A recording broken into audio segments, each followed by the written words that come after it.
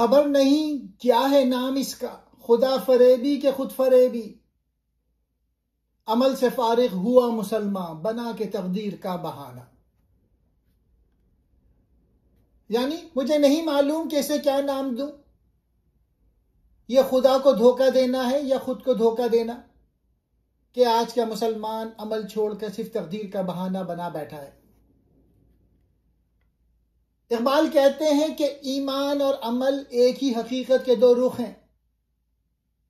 जब मुसलमान अपने अमाल की कमजोरियों को तकदीर के हवाले कर देता है, यानी ये तो किस्मत में था, अल्लाह को यही मंजूर था, तो दरअसल वह खुदा के फैसले का नहीं बल्कि अपनी सुस्ती का जवाब दे रहा होता है। यह रवैया ईमान नहीं, खुद फरेबी है, यानी खुद को धोखा देना।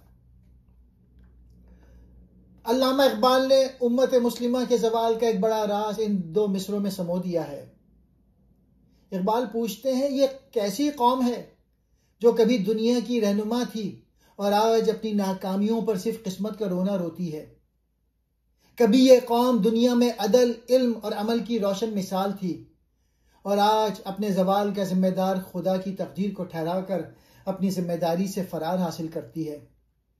इकबाल झंझोड़ते हैं कि खुदा ने इंसान को अमल की आज़ादी दी है और कुरान ने साफ कहा है कि इंसान के लिए वही कुछ है जिसकी वो कोशिश करता है।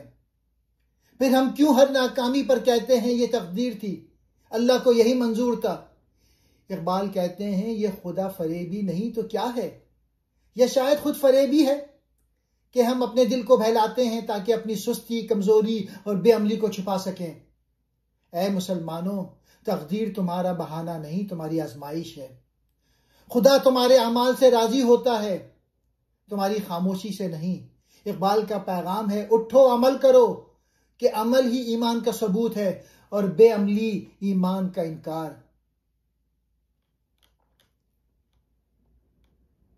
लफ्जी मतलब, खबर नहीं क्या है नाम इसका, मालूम नहीं इसे क्या कहा जाए। खुदा फरेबी के खुद फरेबी, यह खुदा को धोखा देना है या खुद को।